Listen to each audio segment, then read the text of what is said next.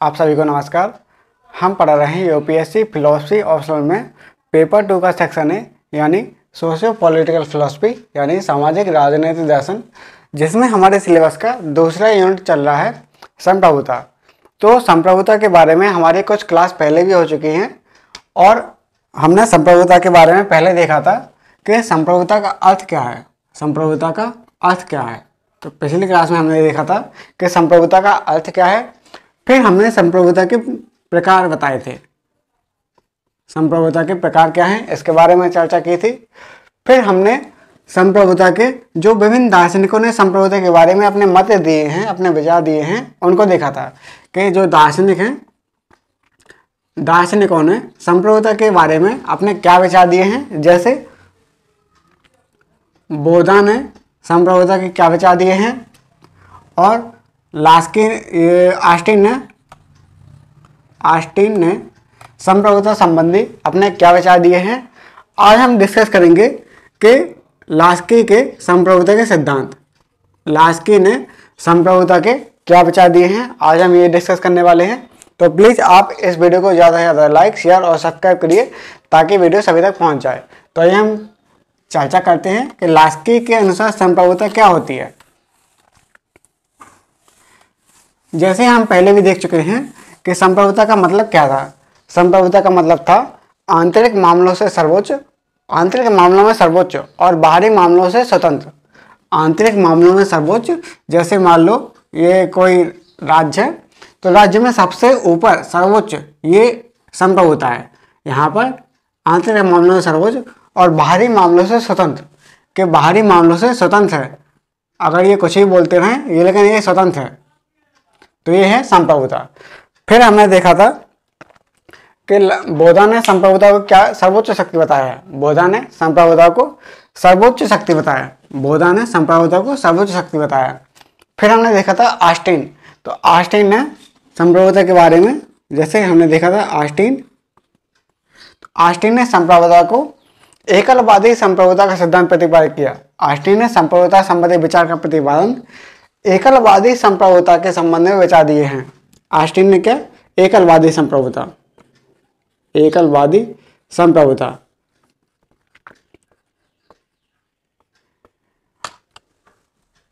हम देख रहे हैं लास्की, तो लास्की ने अपने क्या विचार दिए हैं, तो हेडिंग डाल लीजिए लास्की के संप्रभुता के सिद्धांत,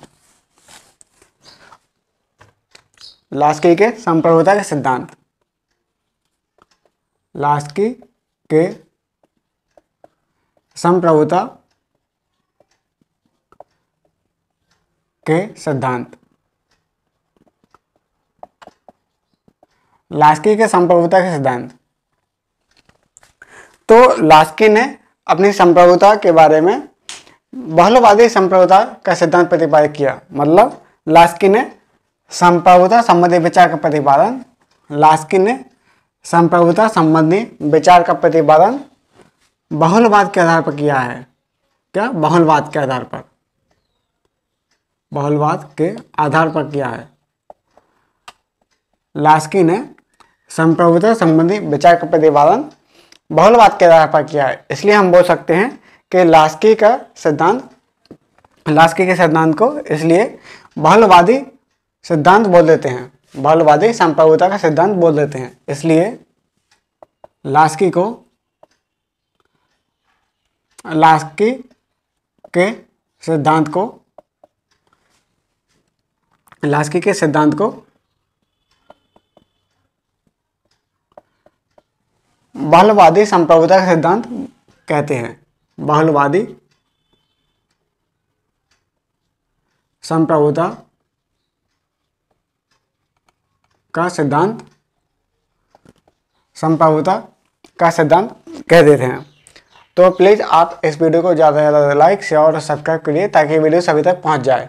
जो यूपीएससी या बीपीएससी या यूपी पीसीएस की तैयारी कर रहे हैं और फिलॉसफी ऑप्शन लेकर तैयारी कर रहे हैं, तो यहाँ पर हम आते हैं। जैसे लास्की ने संप्रभुता संबंधी विचार के बारे में बहुलवादी संप्रभुता का सिद्धांत प्रतिपादित किया।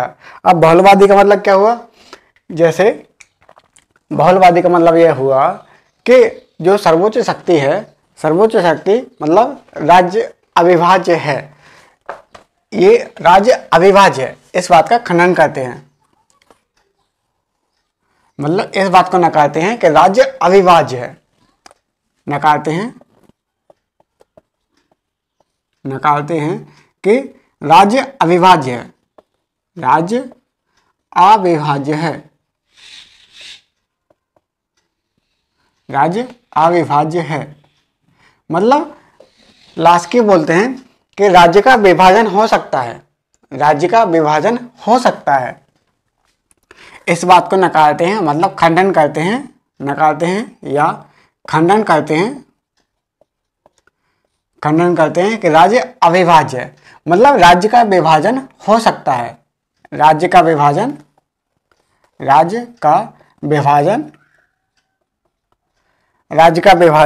हो सकता है। ये बोलते हैं कि संप्रभुता संबंधी विचार केवल राज्य में निहित नहीं है, बल्कि इसका विभाजन अन्य संगठनों में निहित है। ये बोलते हैं कि लास्की बोलते हैं कि जो संप्रभुता की शक्ति है केवल राज्य में निहित नहीं होती। ये बोलते हैं कि संप्रभुता की शक्ति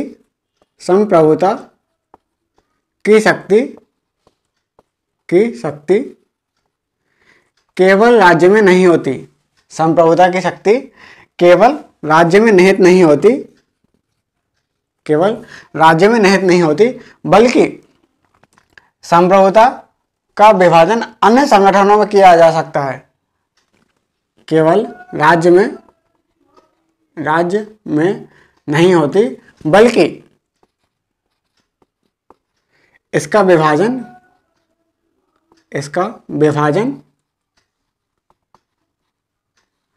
अन्य संगठनों में किया जा सकता है, अन्य संगठनों में किया जा सकता है। ये बोलते हैं कि संप्रभुता की जो शक्ति है केवल राज्य में निहित नहीं होती, बल्कि इसका विभाजन अन्य संगठनों में किया जा सकता है। तो इस प्रकार लास्की ने संप्रभुता के सिद्धांत दिए हैं और बहुलवादी संप्रभुता का सिद्धांत प्रतिपादित किया है। बहुलवादी का मतलब क्या हुआ कि जो संप्रभुता की शक्ति है, जैसे संप्रभुता अविभाज्य है, इस बात का खंडन करते हैं। राज्य अविभाज्य नहीं, संप्रभुता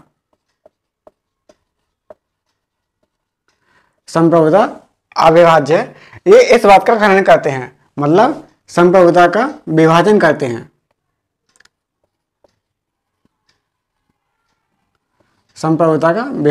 हैं। ये बोलते हैं कि संप्रभुता की शक्ति केवल राज्य में निहित नहीं होती, बल्कि इसका विभाजन अन्य संगठनों में किया जा सकता है। जैसे देखा होगा मजदूर संगठन होता है या विभिन्न कर्मचारियों का संगठन होता है, जैसे मजदूर संगठन। उदाहरण अगर देखें, उदाहरण क्या हुआ, मजदूर संगठन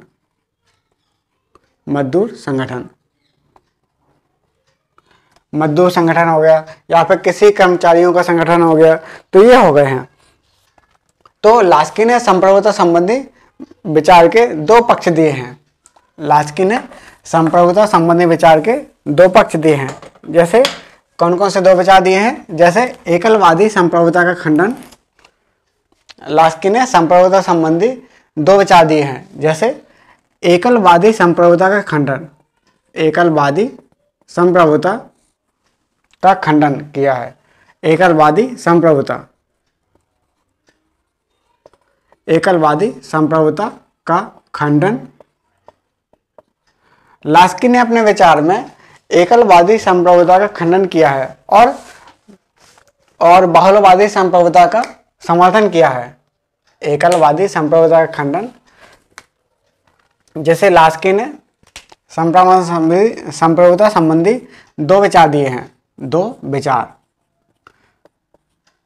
लास्की ने संप्रभुता संबंधी दो विचार दिए हैं, जैसे एकलवादी संप्रभुता का खंडन और बहुलवादी संप्रभुता का समर्थन। बहुलवादी संप्रभुता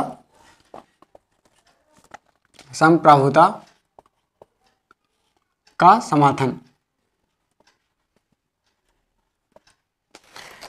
एकलवादी संप्रभुता का खंडन और बहुलवादी संप्रभुता का समर्थन। तो अभी हम चर्चा कर रहे हैं कि एकलवादी संप्रभुता का खंडन कैसे किया है। एकलवादी संप्रभुता का खंडन कैसे किया है हम वो देख रहे हैं। तो हेडिंग डाल लीजिए और प्लीज़ आप इसके प्रॉपर नोट्स बनाते जाइए, क्योंकि कुछ चीज़ें मैं ऐड करवाता रहूँगा और क्वेश्चन भी सॉल्व करवाऊँगा, तो आपको बाद में दिक्कत ना हो। कुछ चीज़ें मैं आपको जैसे जैसे याद आएंगी उसमें ऐड करवाता जाऊँगा, इसलिए आप इसके प्रॉपर नोट्स बनाते जाइए। हम अभी चर्चा करेंगे एकलवादी संप्रभुता का खंडन। जैसे लास्की ने दो विचार दिए हैं, एकलवादी संप्रभुता का खंडन और बहुलवादी संप्रभुता का समर्थन। तो पहले हेडिंग डाल लीजिए, एकलवादी संप्रभुता का खंडन।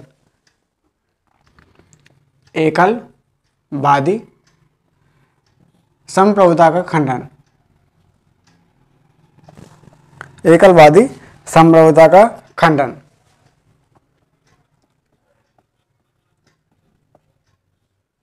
तो एकलवादी संप्रभुता का खंडन में लास्की ने अपने 5 सिद्धांत दिए हैं, 5 विचार दिए हैं। एकलवादी संप्रभुता का जब खंडन कर रहे हैं तो लास्की ने 5 विचार दिए हैं। 5 विचार कौन कौन से हैं? 5 विचार, जैसे पहला, लास्की बोलते हैं कि संप्रभुता किसी समय विशेष की देन है। संप्रभुता का विचार किसी समय विशेष की देन है। लास्की बोलते हैं कि संप्रभुता का विचार किसी समय विशेष की देन है। समय विशेष की देन है। लास्की बोलते हैं कि संप्रभुता का विचार किसी समय विशेष की देन है। अब समय विशेष की देन कैसे हुआ? जैसे जब धार्मिक व्यवस्था और राजनीतिक व्यवस्था में सर्वोच्चता संबंधी विभेद हो रहा था, तो राज्य को सर्वोच्च दिखाने के लिए संप्रभुता का विचार आया। जब धार्मिक व्यवस्था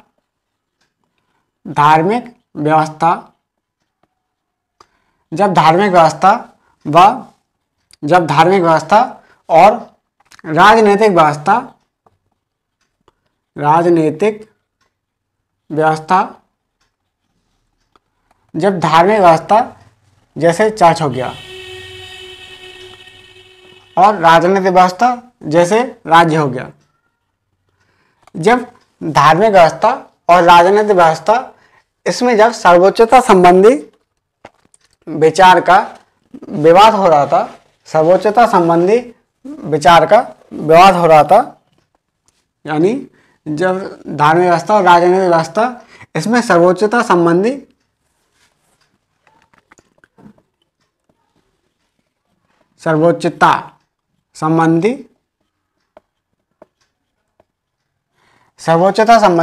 संघर्ष हो रहा था, सर्वोच्चता का संघर्ष हो रहा था,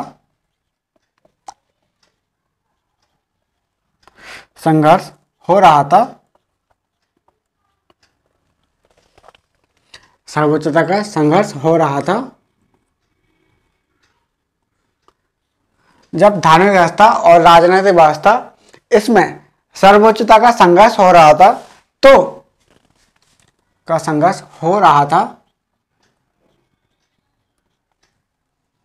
तो राज्य को संप्रभु दर्शाने के लिए, राज्य को सर्वोच्च दर्शाने के लिए संप्रभुता का विचार आया।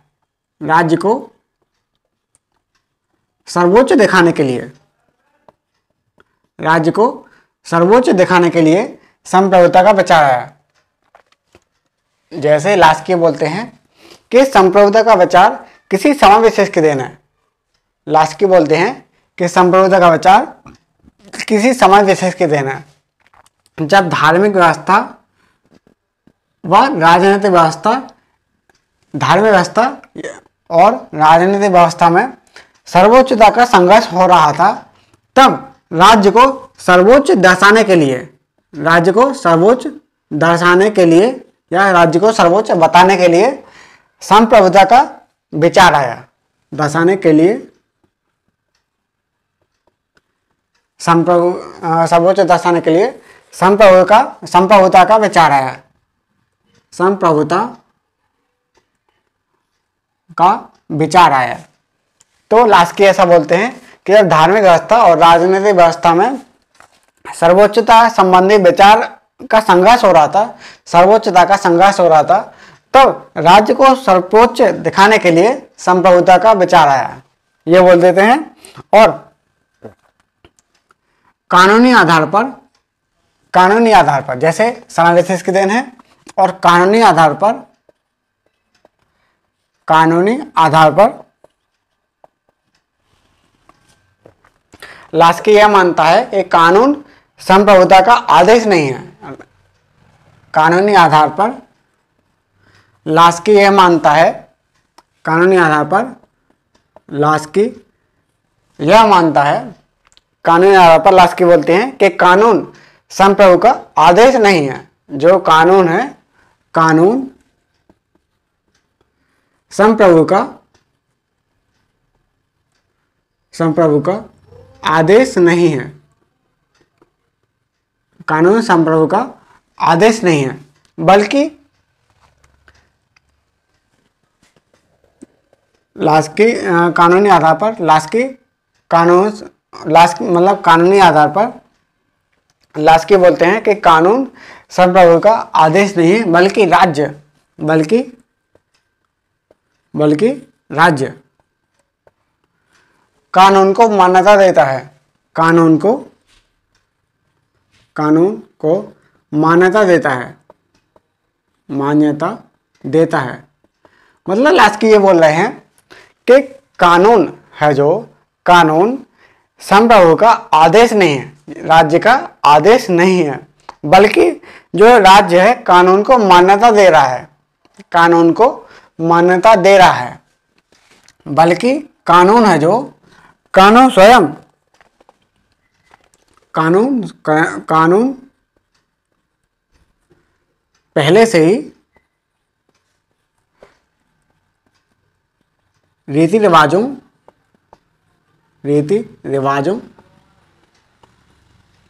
व परंपराओं में निहित है, परंपराओं में निहित है। लास्की क्या बोलते हैं? लास्की बोलते हैं कि कानूनी आधार पर लास्की बोलते हैं कि कानून संप्रभु का आदेश नहीं है। कानूनी आधार पर लास्की बोलते हैं कि कानून संप्रभु का आदेश नहीं है, बल्कि कानून को राज्य मान्यता देता है। कानून को राज्य मान्यता देता है और कानून पहले से ही रीति रिवाजों और परंपराओं में निहित है। कानून पहले से ही रीति रिवाजों और परंपराओं में निहित है। और तीसरा अगर हम देखें तो राजनीतिक रूप से, जैसे अगर हम तीसरा देखें तो राजनीतिक रूप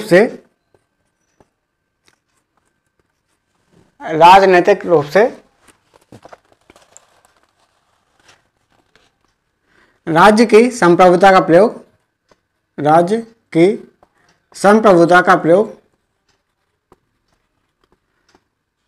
राजनीतिक रूप से राज्य की संप्रभुता का प्रयोग सरकार करती है। राजनीतिक रूप से राज्य की संप्रभुता का प्रयोग सरकार करती है। राजनीतिक रूप से राज्य की संप्रभुता का प्रयोग सरकार करती है। राज्य की संप्रभुता का प्रयोग कौन करेगी? सरकार करती है। और जैसे लास्की बोलते हैं कि राजनीतिक रूप से राज्य की जो संप्रभुता है, मतलब सर्वोच्च शक्ति, उसका प्रयोग सरकार करती है और राज्य सरकार करती है, और सरकार जनमत द्वारा सीमित होती है। जनमत द्वारा सीमित होती है। इसका मतलब क्या हुआ? अगर हम देखें, इसका मतलब अगर हम देखें तो यह हुआ कि जो राज्य की संप्रभुता है, मतलब राज्य सर्वोच्च शक्ति है, इसका प्रयोग कौन करेगा? राज्य करेगा, सरकार करेगी और सरकार खुद जनमत द्वारा सीमित है। जैसे राज्य संप्रभु है और सरकार उसका यूज कर रही है सरकार उसका यूज कर रही है। लेकिन अगर वो कोई ऐसा कानून लाता है, विधेयक लाता है जिससे संप्रभुता का हनन हो रहा है, जिससे जन कल्याण नहीं हो रहा है, जन कल्याण की हानि हो रही है या लोगों के लिए नुकसान पहुंच रहा है, तो जनता क्या करती है, चुनाव द्वारा उस सरकार को ही बदल देती है।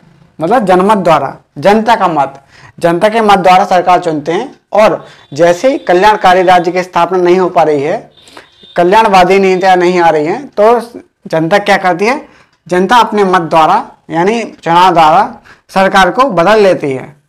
तो इससे क्या होता है कि सरकार को एक डर रहता है कि सब जनता के हाथ में है, अगर हम अच्छी नीतियां नहीं लाएंगे तो जनता क्या करेगी, चुनाव द्वारा सरकार को बदल देगी। इसलिए हम बोल सकते हैं कि सरकार को भी डर रहता है कि हमको अच्छी नीतियां लाना है ताकि जन कल्याण हो। इसलिए हम बोल सकते हैं कि सरकार जनमत द्वारा सीमित होती है, जनमत द्वारा सीमित होती है, सरकार जनमत द्वारा सीमित होती है।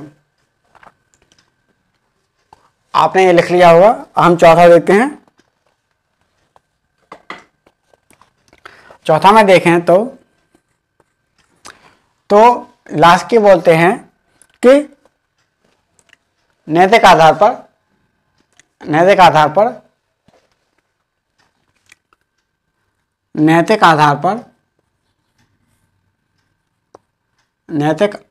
पर एकलवादी संप्रभुता से तानाशाही का उदय होगा। नैतिक आधार पर एकलवादी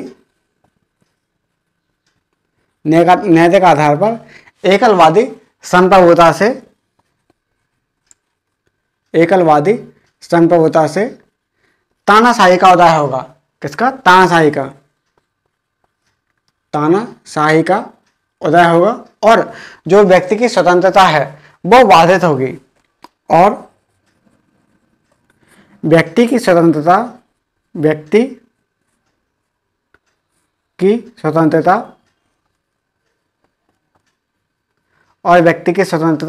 बाधित होगी, मतलब उस पर अड़चन आएगी। तो लास्की ये बोल रहे हैं, लास्की के संप्रभुता के सिद्धांत में उन्होंने खंडन किया था। तो एकलवादी संप्रभुता का खंडन, उसके 5 विचार दिए थे। जैसे लास्की बोलते हैं कि संप्रभुता संबंधी विचार एक समय विशेष की देन है।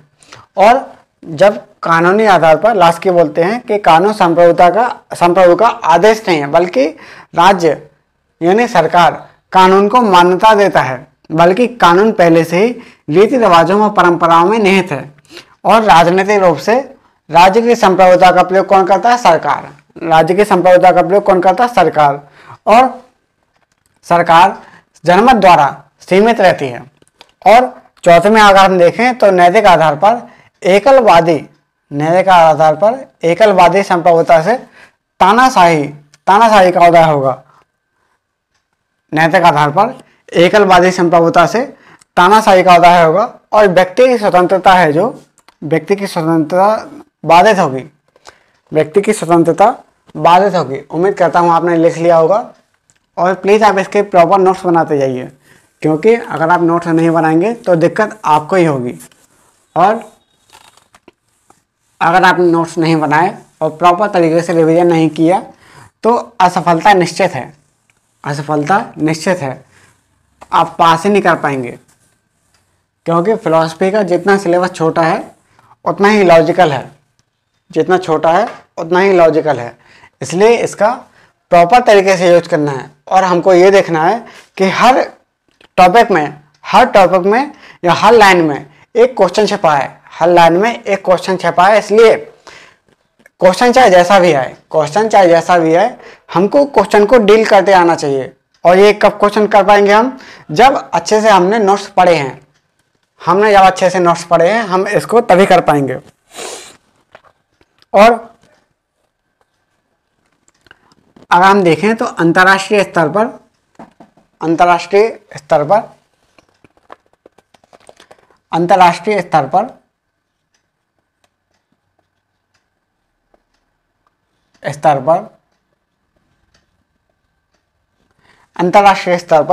जो अंतर्राष्ट्रीय कानून है और शक्ति हैं, अंतर्राष्ट्रीय कानून, अंतर्राष्ट्रीय कानून, कानून व संगठन, कानून व संगठन, अंतर्राष्ट्रीय कानून व संगठन राज्य की शक्ति को सीमित करते हैं। राज्य की शक्ति को सीमित करते हैं।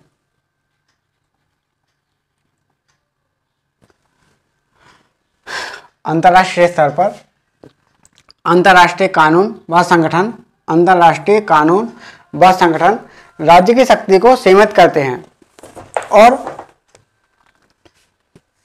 अब सीमित कैसे करते हैं? जैसे कोई अंतर्राष्ट्रीय संस्था है, यूएन हो गई, या फिर कोई एक संस्था है, यूएनडीपी हो गई, कोई भी एक संस्था है, तो अपने कानून बनाएगी। अगर कोई संगठन है तो अपने कानून बनाएगी और हर राज्य को, हर देश को ये फोर्स करेगी कि आप उस कानून का पालन करेंगे, उस कानून का पालन करेंगे।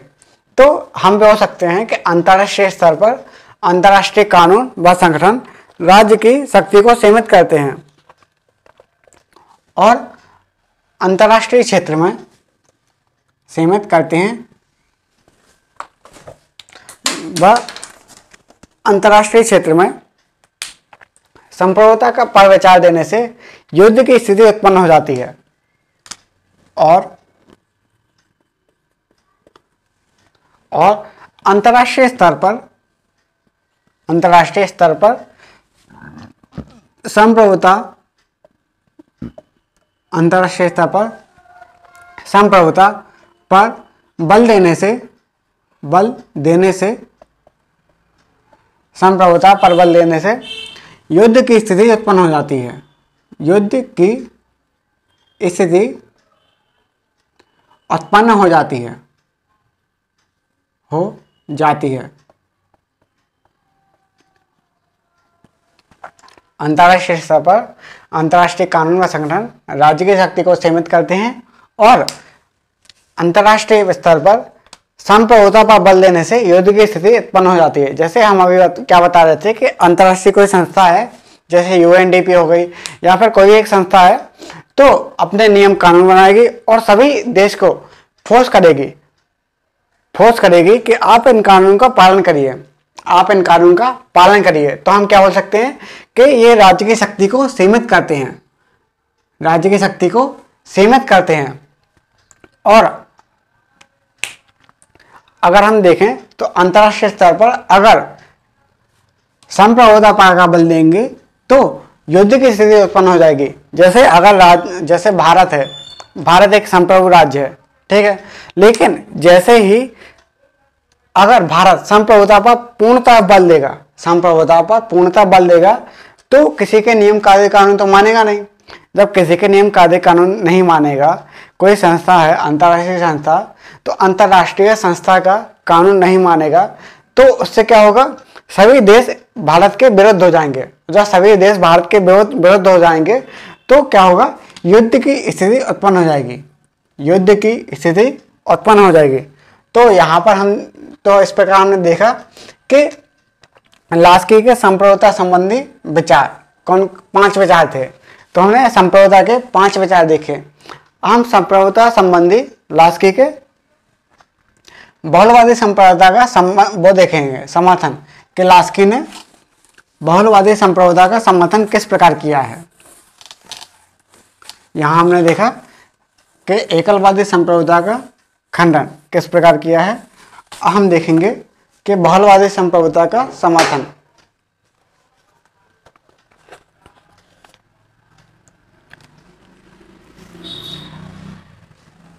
जैसे अगर हम देखें अतः क्या निष्कर्ष निकला, तो हम ये बोल सकते हैं कि लास्की एकलवादी संप्रभुता का खंडन करते हैं।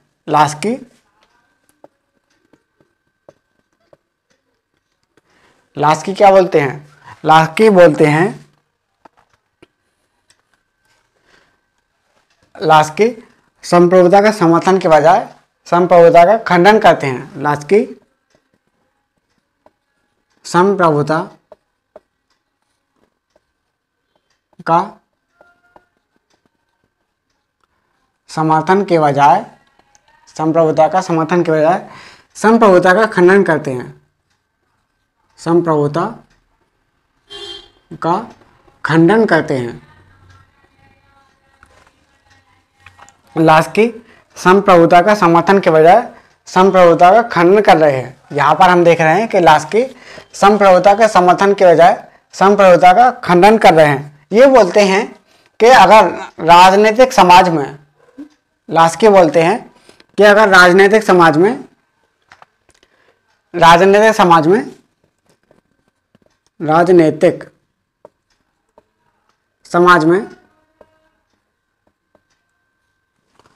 ये बोलते हैं कि जब राजनीतिक समाज में संप्रभुता की अवधारणा समाप्त हो जाएगी तभी यह चिरस्थायी रूप से चिरस्थायी हो पाएगा।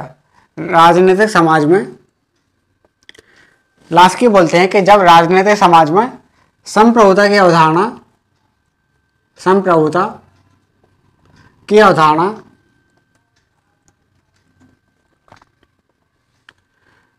लास्की बोलते हैं कि राजनीतिक समाज में संप्रभुता की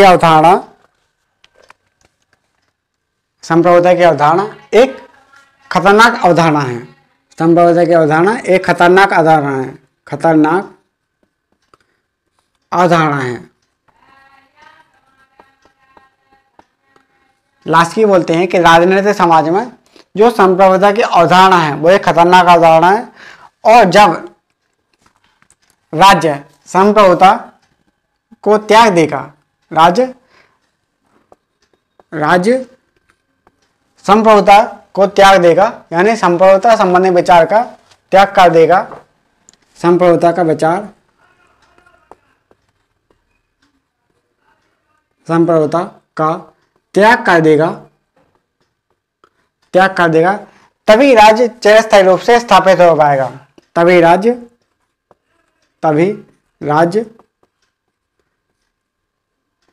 चिरस्थायी रूप से, चिरस्थायी मतलब लंबे समय तक स्थायी रह पाएगा। चिरस्थायी रूप से चिरस्थायी हो पाएगा।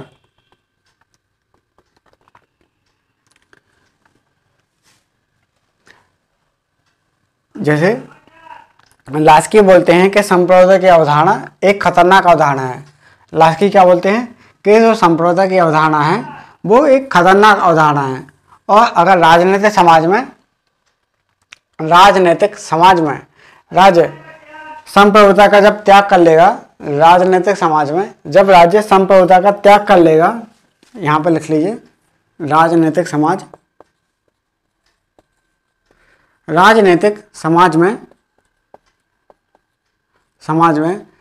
जब राज्य संप्रभुता का त्याग कर लेगा तभी राज्य चिरस्थायी हो पाएगा, मतलब लंबे समय तक चल पाएगा।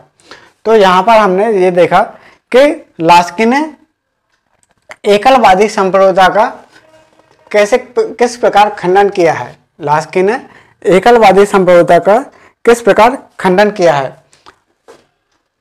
एकलवादी संप्रभुता का किस प्रकार खंडन किया है।